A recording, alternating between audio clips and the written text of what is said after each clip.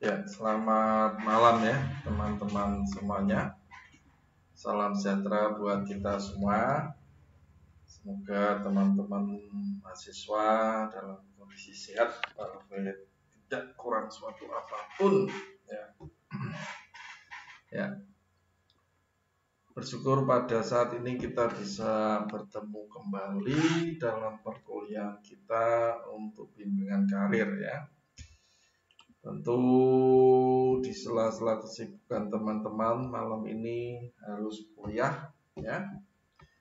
Kita belajar sebentar terkait ini ya. Untuk materi hari ini adalah sikap dan kepuasan kerja.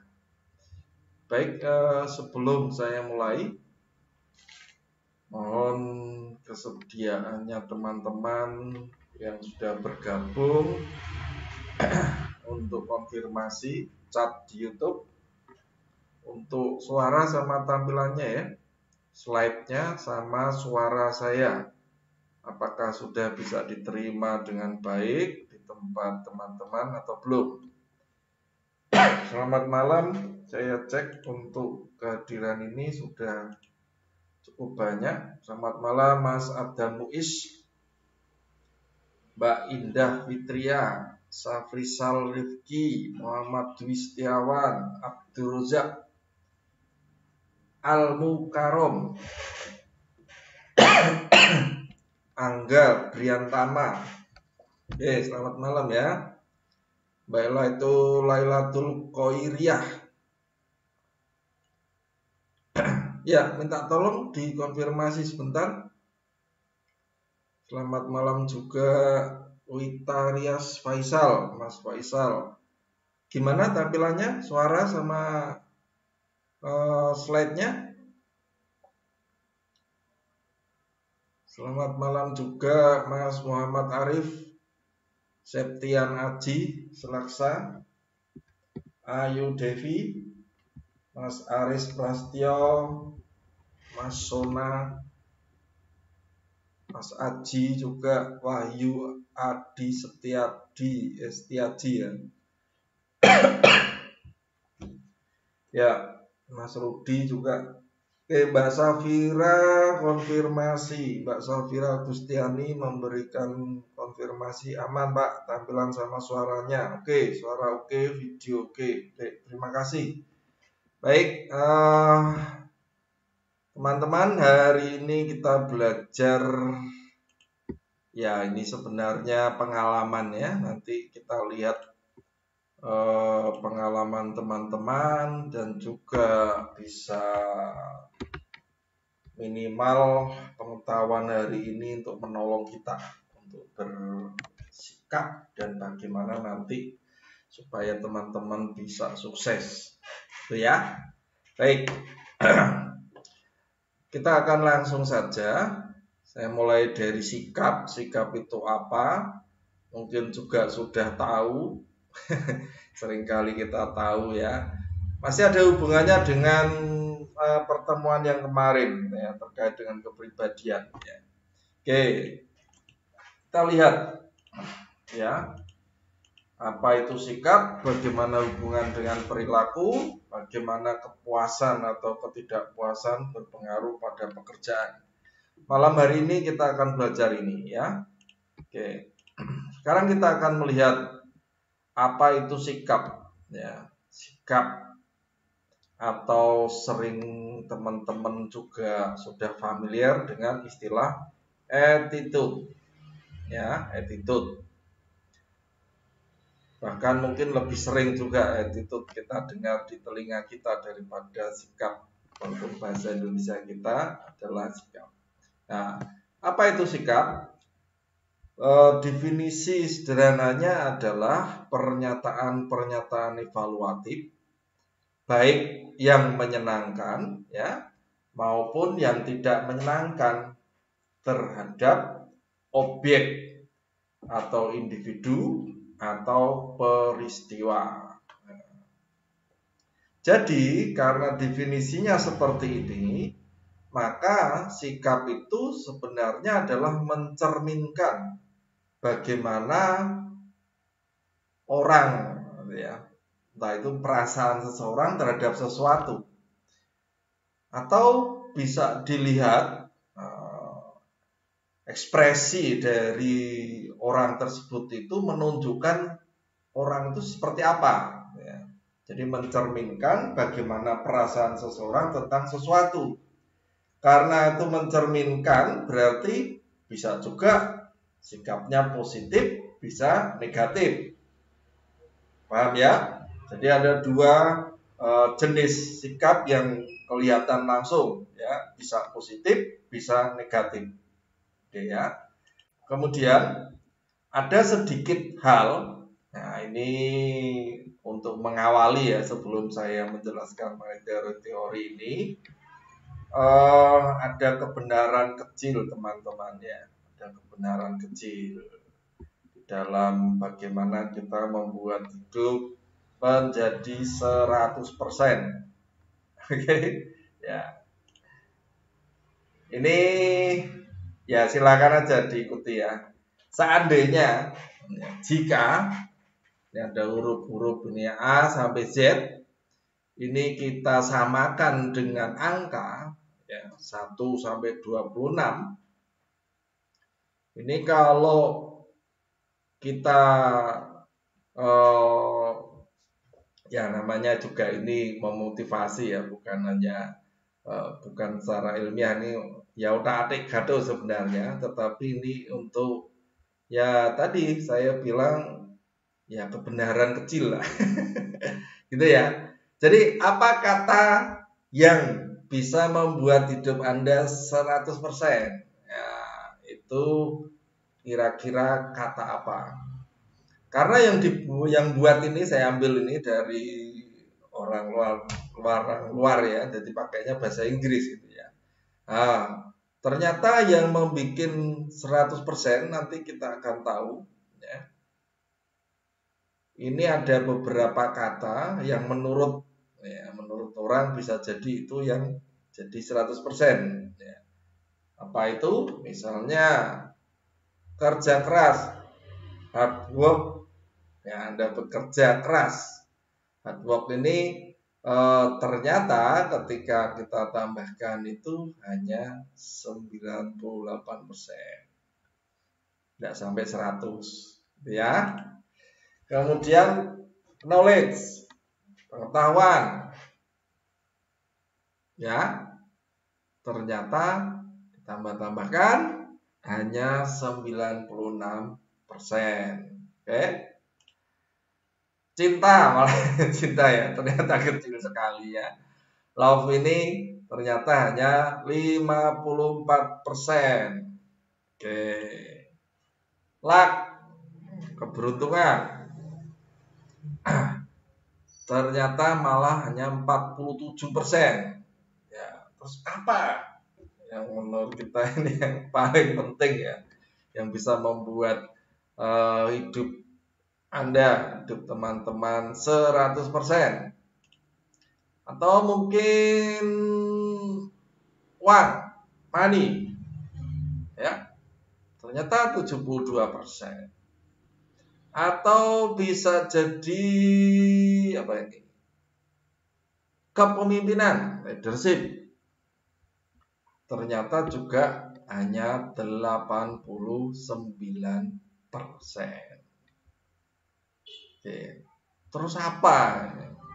Ternyata jawabannya adalah itu semuanya ya. Jadi apapun masalahnya solusinya ini motivasi ya. Sebenarnya ya, sehingga di dalam beberapa motivator itu nulisnya ini ternyata seperti ini. Ternyata yang bisa membuat hidup Anda, hidup teman-teman ya 100% adalah attitude. Ya, jadi attitude. Ada yang mengatakan bahwa attitude itu adalah segalanya.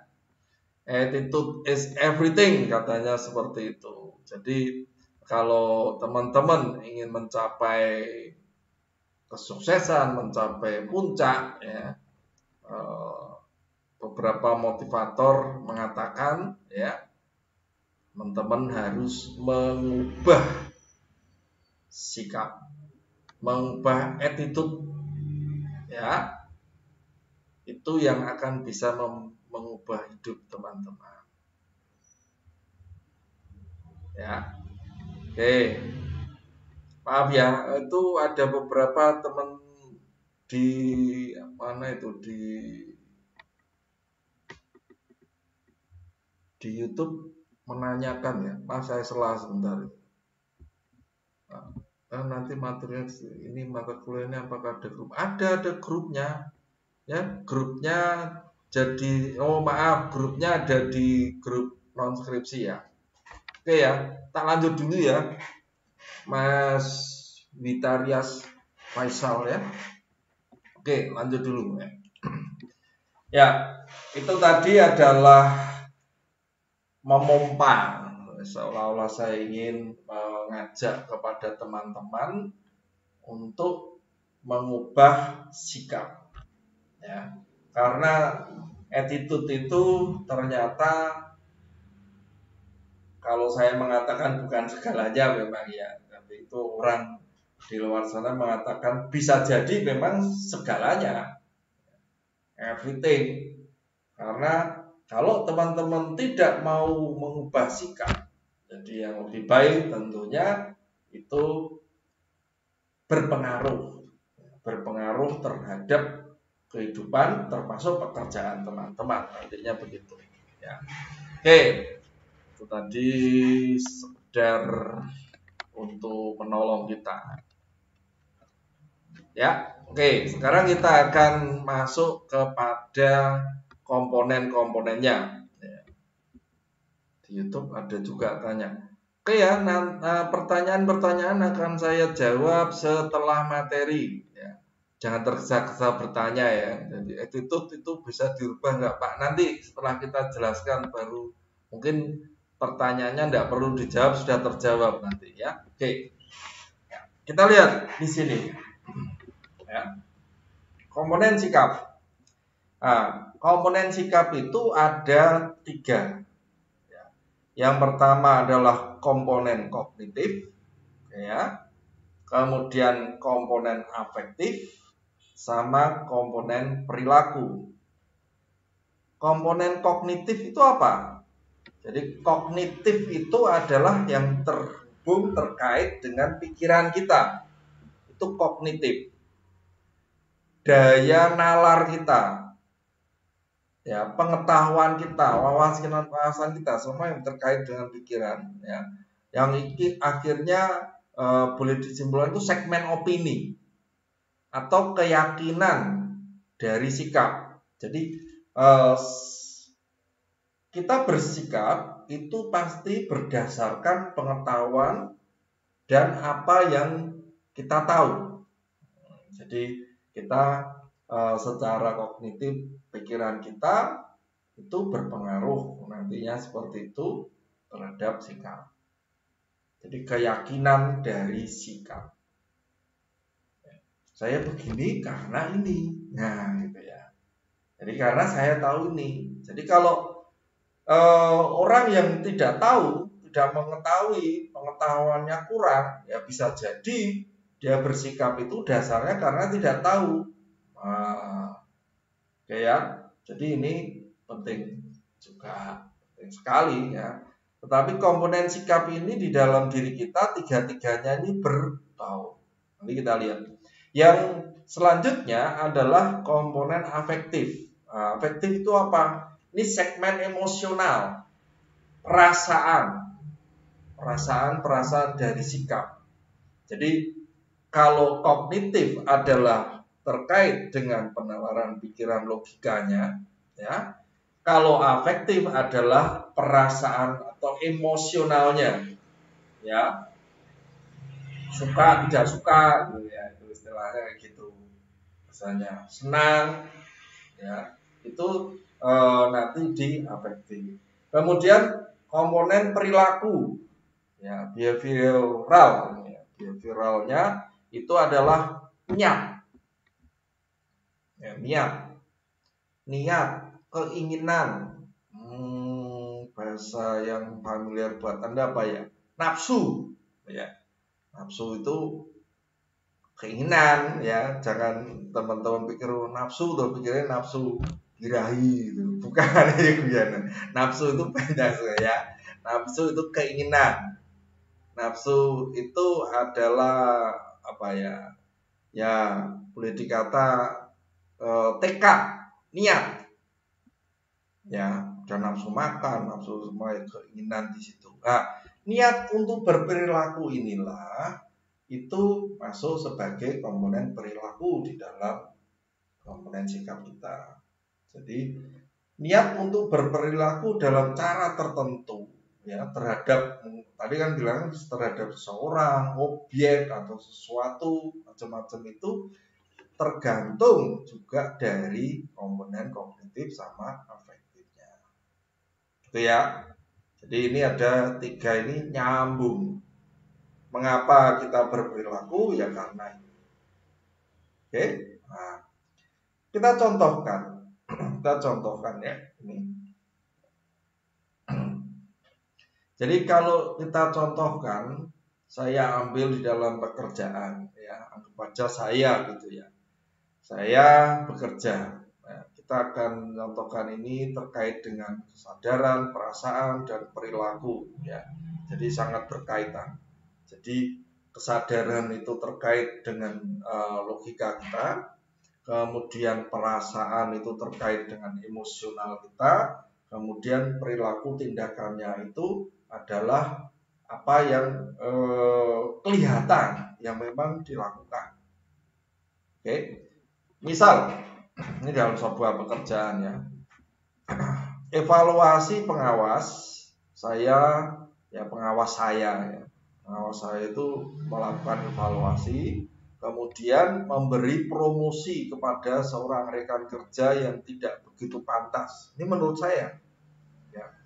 Menurut saya rekan kerja saya itu tidak pantas untuk dipromosikan. Karena apa?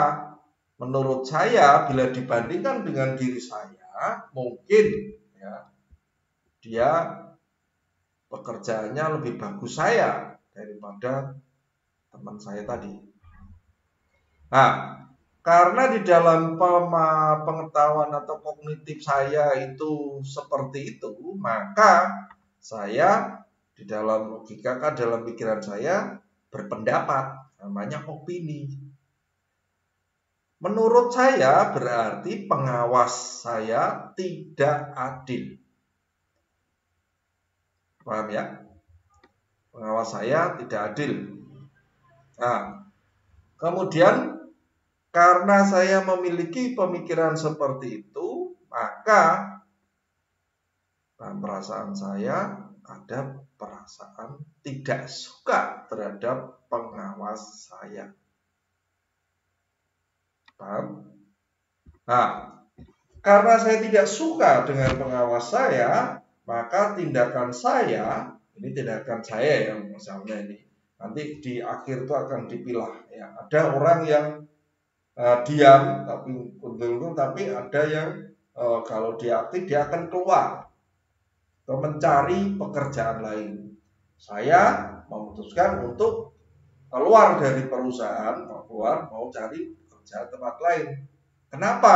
Karena di dalam kesimpulan yang saya dapatkan dari ini ya, yang membuat saya bersikap itu ya, karena saya dapati pengawas saya tidak adil, saya berpikir kalau saya di sini nanti paling tidak dipromosikan karena pengawas saya tidak adil dan sebagainya. Nah, inilah yang menimbulkan sikap negatif saya terhadap pengawas saya. Jadi saya bersikap negatif. Nah, terkait dengan sikap negatif ini, itu kan ekspresinya macam-macam. Ada orang yang diam terus pokoknya keluar, gitu. Ada yang modelnya marah-marah dulu, jengkel diungkapkan dulu sama pengawasnya dulu, baru keluar. Ada yang hanya di batin, karena tidak berani terusnya. Nah itu sikapnya. Tetapi negatif tadi itu pasti bisa ya, bisa dinilai ya. Ada orang yang negatif karena masa bodoh itu, ya. Tapi dia sudah tidak suka terhadap ini kalau dalam kasus kita ini pengawas tersebut. Itu ya teman-teman. Ini adalah contoh sikap yang negatif. Oke. Nah, sekarang kita akan lihat tadi kan ini terus ke perilaku gitu ya. Nah, pertanyaannya adalah apakah perilaku selalu mengikuti sikap? Perilaku tadi kan komponen dari sikap yang terkait niatnya untuk melakukan. Nah, di dalam penelitian yang mengenai sikap ini ternyata ini teman-teman hasilnya. Jadi sikap mempunyai hubungan sebab akibat dengan perilaku urut-urutannya tadi loh, ya, yaitu sikap yang dimiliki individu itu menentukan apa yang mereka lakukan. Jadi sudah jelas itu. Kalau contoh saya tadi juga itu akan berbeda kalau misalnya memang tepat, ya toh, evaluasi yang dilakukan itu memang misalnya rekan kerja saya memang bagus dia, menurut saya pantas dipromosikan. Oh berarti pengawas saya ini memang objektif, adil, misalnya begitu. Nah itu kalau kita punya pikiran seperti itu kita juga akan senang. Walaupun mungkin saya tidak diangkat, tetapi karena dia objektif, saya senang. Berarti orang ini adil. Nah, saya akan termotivasi untuk bekerja lebih baik di situ dan saya tetap di situ. Misalnya seperti itu yang positif. Nah, ini yang dimaksudkan di sini. Paham ya? Jadi sikap mempunyai hubungan sebab akibat dengan perilaku. Mereka yang lakukan, tindakan melakukannya. Nah, sekarang kita akan melihat untuk kaitannya dengan sikap kerja. Sikap kerja. Nah, di sini ada beberapa istilah-istilah yang perlu teman-teman tahu gitu ya. Jadi untuk menolong kita. Nah, sikap dalam pekerjaan itu yang utama, sesuai judul di awal ya, sikap dan kepuasan kerja. Nah, orang yang puas itu sebenarnya sederhana. Kalau orang yang sederhana untuk mengetahui bahwa seseorang itu sebenarnya puas dengan pekerjaannya atau tidak, itu bisa dilihat dari perasaan. Jadi perasaan positif tentang pekerjaan seseorang yang merupakan hasil dari evaluasi ciri-ciri atau karakteristik dari pekerjaan tadi ya. Jadi kalau teman-teman mengalami sebuah perasaan senang, ya, perasaan positif, ya, itu tanda-tanda bahwa teman-teman itu puas di dalam pekerjaan. Ya baru di situ. Nah, biasanya kalau kita puas di dalam pekerjaan, itu ada beberapa efek di sana, terutama adalah keterlibatan dalam pekerjaan.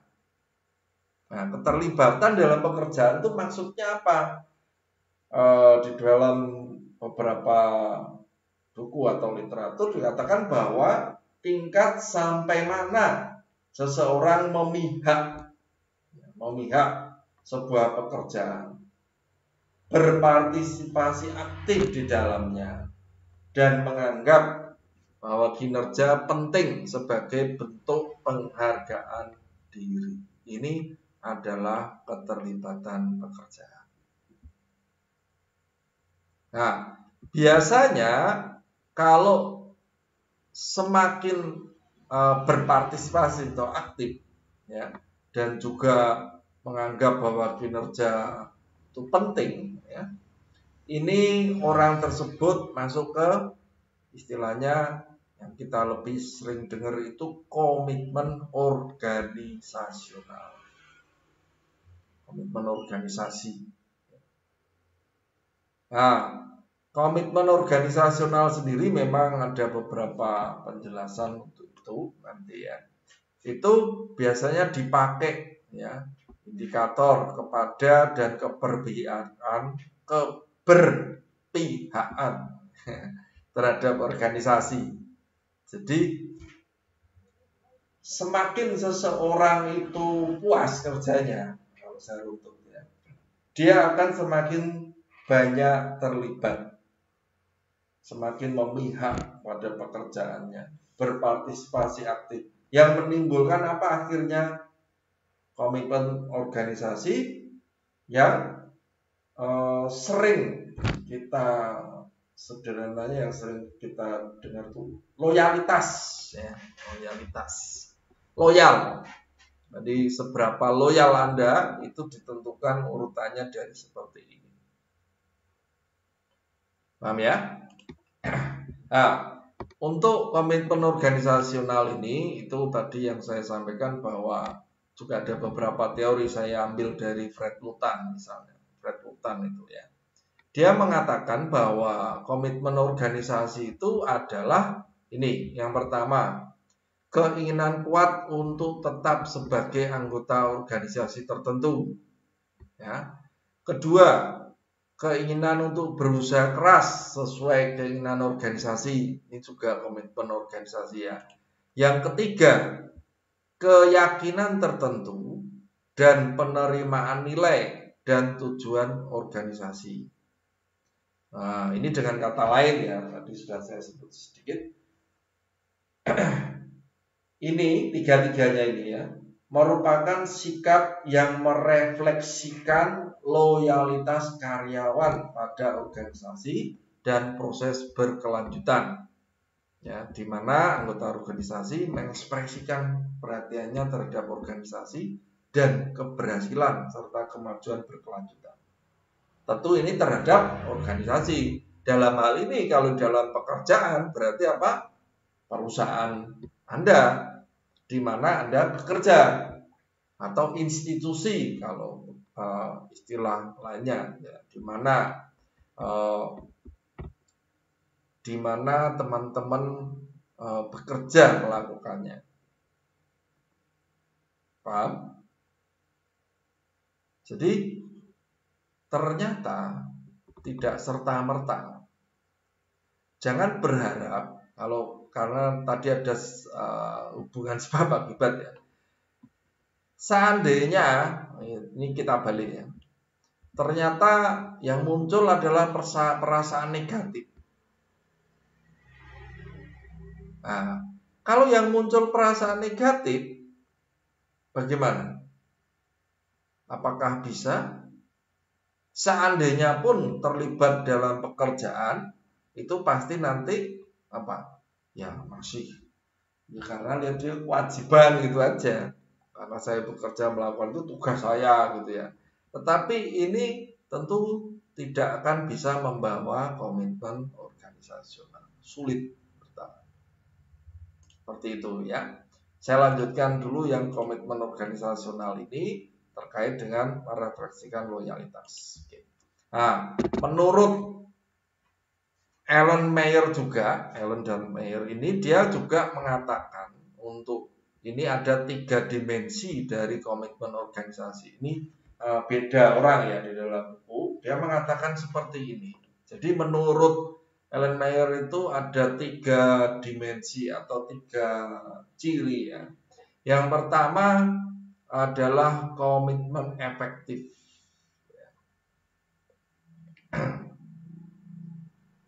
Komitmen efektif. Apa itu? Komitmen efektif itu adalah keterikatan emosional karyawan dan keterlibatan dalam organisasi. Menurut Alan Mayer ini, komitmen yang efektif itu adalah ketika ini keterikatan emosional itu sebenarnya sudah masuk kepada apa ya, kalau teman-teman malah itu kayak semacam ikatan batin ya.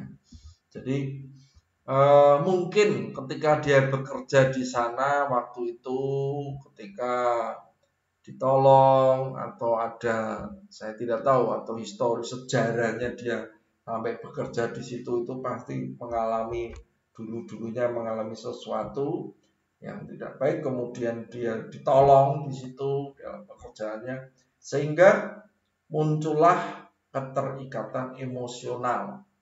Bisa seperti itu.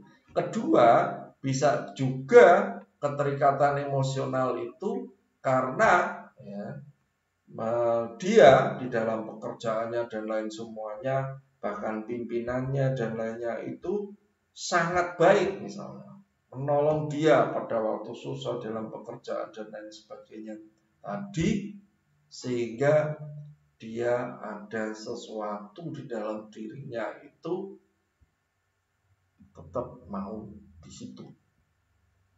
Nah, ini keterikatan emosional sedemikian, sehingga dengan demikian dia betul-betul ingin memajukan perusahaannya di situ. Dia terlibat, betul-betul terlibat ya untuk kemajuan dari perusahaan tersebut.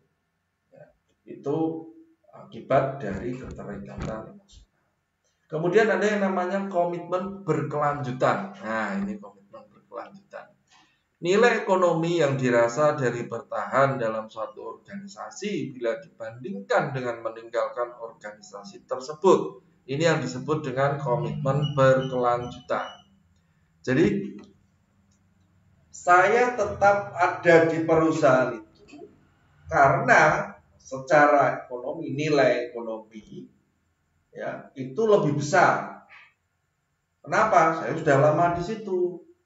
Gaji saya, pendapatan saya sudah tinggi. Kalau saya keluar dari perusahaan tersebut, belum tentu saya mendapatkan gaji yang sebesar pada saat ini yang saya terima. Nah, ini adalah komitmen berkelanjutan. Namun, sangat mudah kadang-kadang terganti ya. Kalau orang itu tidak mempunyai komitmen efektif dalam arti keterikatan emosional dan lainnya, kalau dia hanya memikirkan nilai ekonomi, kadang-kadang perusahaan lain itu sejauh ini ngiming-ngimingi ya, dengan gaji secara nilai ekonomi jauh lebih tinggi dari yang saya terima saat ini. Kadang-kadang orang bisa tergiur untuk berpindah. Jadi ini juga kelemahannya adalah ketika nilai ekonomi menjadi patokan, dia akan pindah. Paham ya? Itu sebenarnya secara dalam tanda petik wajar, normal. Oh, saya dapat yang besar. Tetapi ingat ya, ternyata di dalam pekerjaan itu tidak hanya nilai ekonomi yang dicari oleh orang.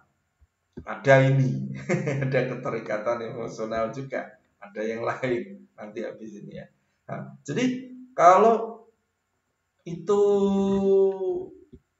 dimiliki oleh seorang, kadang-kadang aneh juga teman-teman menemukan misalnya ada orang bahkan ada yang di situ ya pendapatannya pas-pasan, nah cukup, tapi kok dia masih tetap di situ, ya.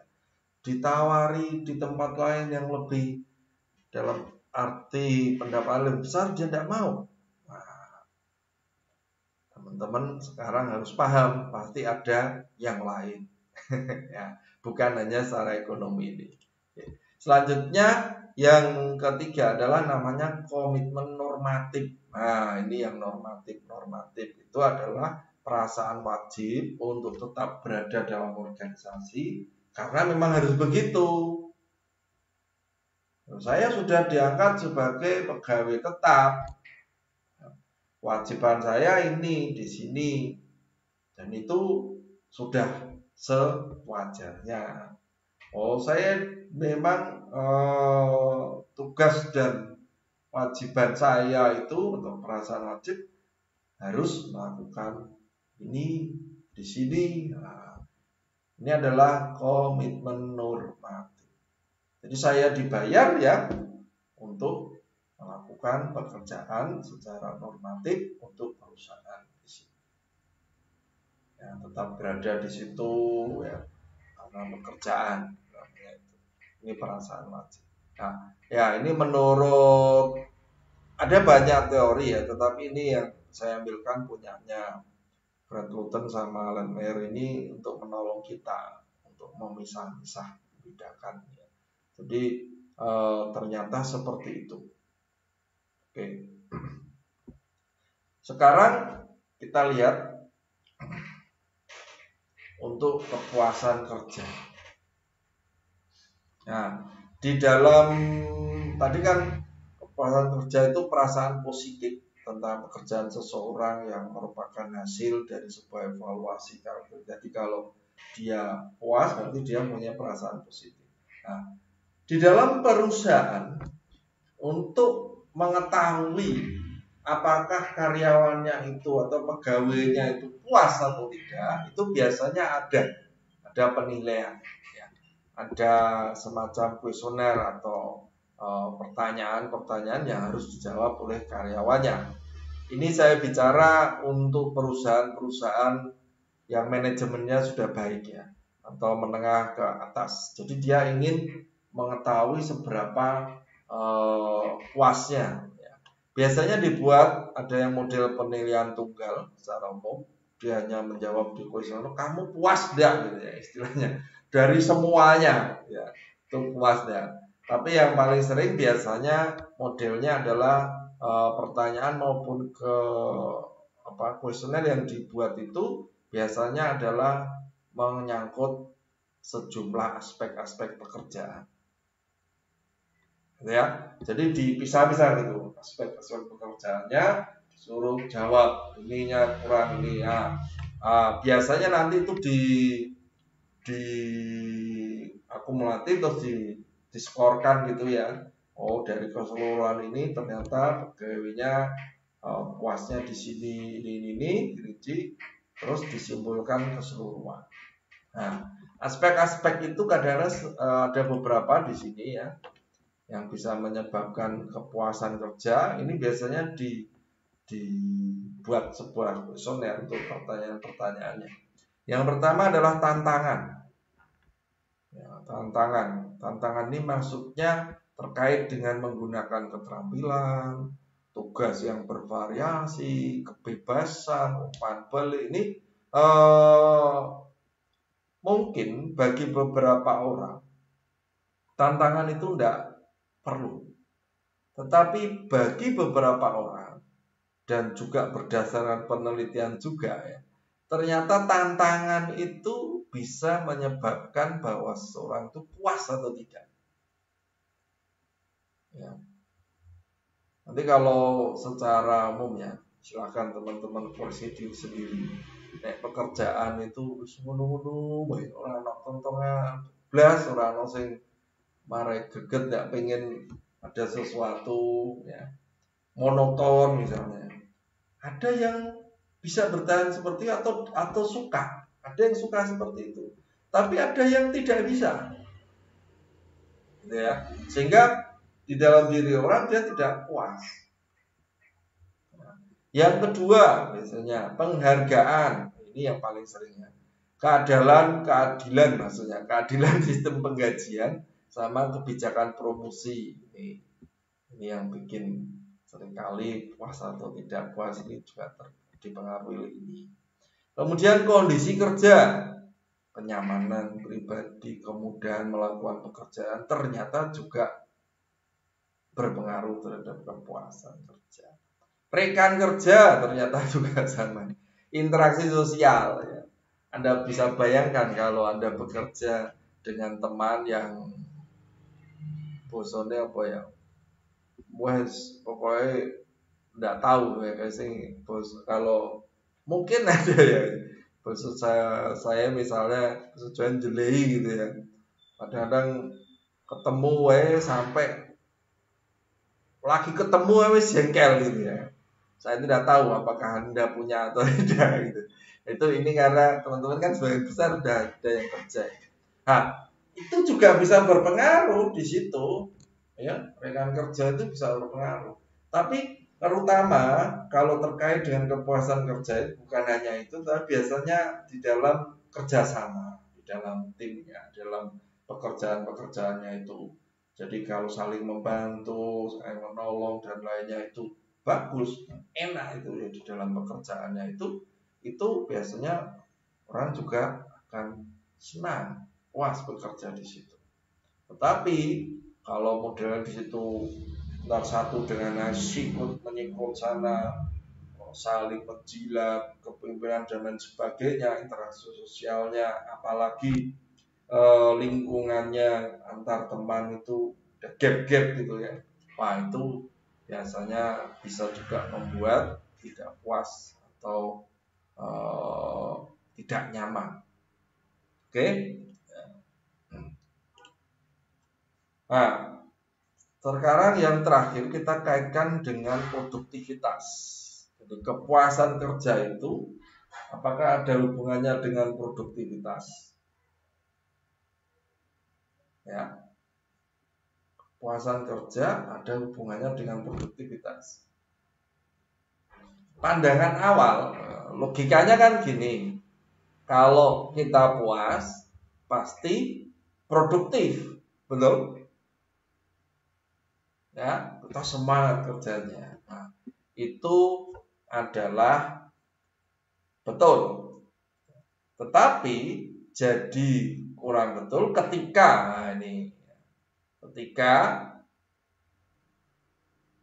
ini kalau produktivitas bisa menentukan kepuasan itu terbukti ketika ada faktor-faktor di luar dirinya yang menentukan.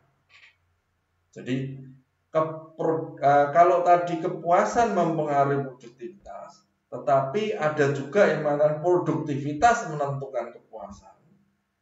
Itu bisa terjadi, maksudnya gitu ya. Itu karena ada faktor-faktor di luar dirinya yang mengendalikan.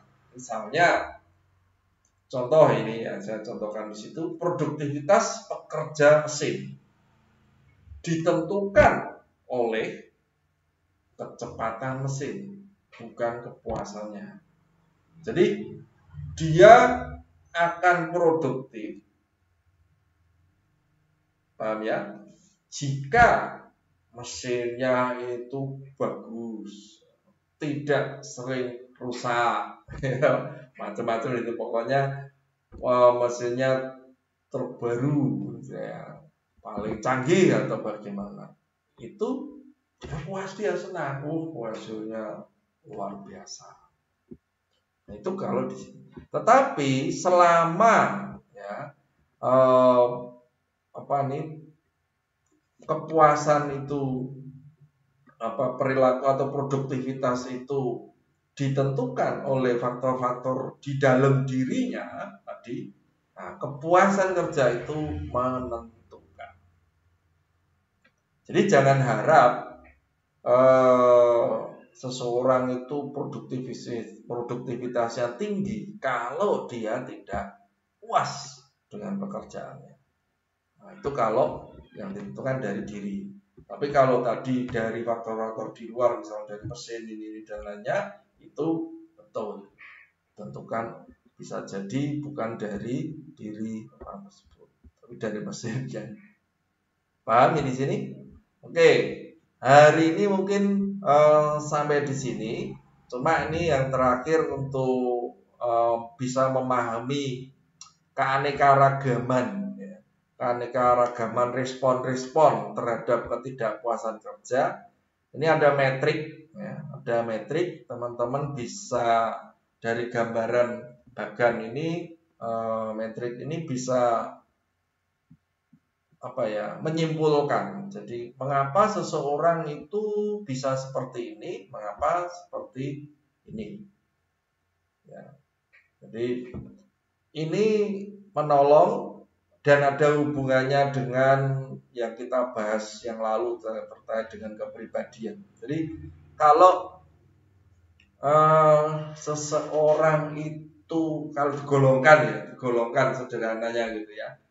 Orang itu kalau dalam perbedaan kan ada aktif, ada pasif, ekstrovert, introvert, paham ya? Nah, sekarang kita akan lihat kalau dia aktif tapi konstruktif, tahu konstruktif? Konstruktif itu orangnya itu lebih apa ya gambaran cara berpikirnya itu positif. Jadi untuk dia lebih kepada memikirkan kemajuan. Nah, kalau yang destruktif itu apa ya? Kecenderungannya itu pesimis gitu ya. Kalau ini dia maju itu konstruktif maksudnya. Nah, ternyata kalau orangnya aktif ya, konstruktif, wah ini pasti luar biasa ya. Ada aspirasi-aspirasi ide itu muncul. Tetapi kalau orangnya pasif ya, ini kalau seseorang yang tidak puas ya, tidak puas pun kalau dia aktif tapi konstruktif, tetapi ini tetap muncul dia, wah pengen ya carane iki supaya itu malah menimbulkan aspirasi ide-idenya walaupun dia belum atau tidak puas kerjanya, itu menimbulkan aspirasi itu. Kemudian jadi dia menyampaikan pada pimpinannya apa itu yang aktif konstruktif. Tapi kalau pasif tapi konstruktif biasanya orangnya setia, menimbulkan kesetiaan walaupun tidak puas. Paham? Nah ini yang tadi gambaran contoh negatif yang paling jelas ya. Aktif, destruktif, mesti metu keluar. Ya. Nah, kalau pasif destruktif ini namanya masa bodoh, pengabaian. Orang itu wis pokoknya aku iso urip gajine mene wis usahane ngono. Apa ya bahasa satu. Luweh lah, luweh. Bahasanya ya.